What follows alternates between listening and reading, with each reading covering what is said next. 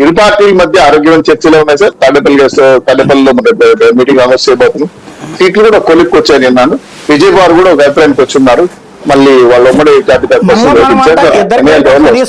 ఇస్తారా? నేను ఎవరిలోనో ఎవరు మాటగా చెప్పలేదు సార్. నాకు పరుగుల్లోనే ఏం మాట్లాడగలను. రైట్. లక్ష్మణ్ గారు, ఏంటి అసలు ఈ పొత్తుల లెక్కలు? భారతీయ జనతా పార్టీ మరొకసారి మైనర్ పార్ట్నర్ గా ఉండబోతోంది. ఈసారి అలా ఉండే అవకాశం లేదు. ఎందుకంటే వాళ్ళ పార్లమెంట్ సీట్ల విషయంలో పట్టుదలగానే ఉన్నారు. అలాగే అసెంబ్లీ సీట్ల విషయంలో కూడా గెలిచే సీట్లు ఏంటి అనేది కూడా లెక్కాచారం వేసుకుని ఆ విషయంలో కూడా పట్టుదలతో ఉంది.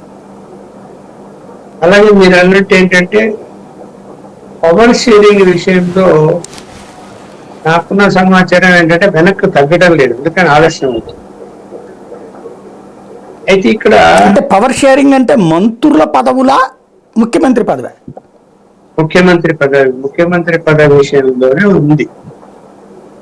అయితే ఇక్కడ ఎందుకు చంద్రబాబు నాయుడు గారు ఈ పార్టీకి ఎప్పుడో వాళ్ళు చెప్పిన వాటిని అంగీకరించి పొత్తు పెట్టుకునేసుకుని ఈ పార్టీ కంప్లీట్ అయిపోయి ముందుకెళ్ళి వెళ్ళాల్సిన పరిస్థితి నుంచి స్టాండ్స్టిల్ ఎందుకైంది అంటే, మనం జగన్మోహన్ రెడ్డి కుటుంబంలో సమస్యలు ఉన్నాయి, వాళ్ళ కుటుంబంలో సమస్యలు ఉన్నాయని చెప్తుంటాం కదా. ఇప్పుడు ఆయన కుటుంబంలోనే సమస్య వచ్చింది. ఇవాళ నాకున్న సమాచారం ఒక ముఖ్యమైన వ్యక్తి చెప్పిన బట్టి చెప్తున్నారు. ఎందుకు సమస్య వచ్చిందంటే, చంద్రబాబు నాయుడు గారి సతీమణి కూడా సరే, ఆమె రాజకీయంగా తిరగకపోయినా ఏదో సంతాపం ఆదుకోవాలా అనే కార్యక్రమాల మీద తిరుగుతూ ఉన్నప్పటికీ కూడా ఆమె ఆ సభల్లో రాజకీయాలే మాట్లాడుతుంది.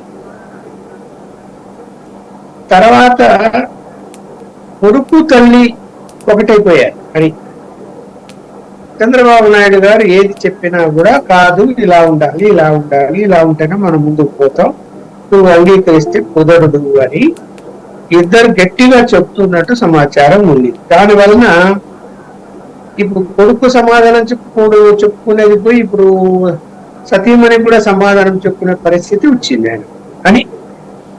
సరే, మరి అది ఇబ్బందికరమైన పరిస్థితులు, అది వైసీపీ వాళ్ళు ప్రచారంలో తెచ్చి కూడా ఉండొచ్చు. ఇబ్బందికరమైన పరిస్థితులు ఉన్నప్పుడు ఆయన ఎలా ఒప్పుకుంటాడు? కొంత సమయం తీసుకోవాల్సి వస్తుంది కదా.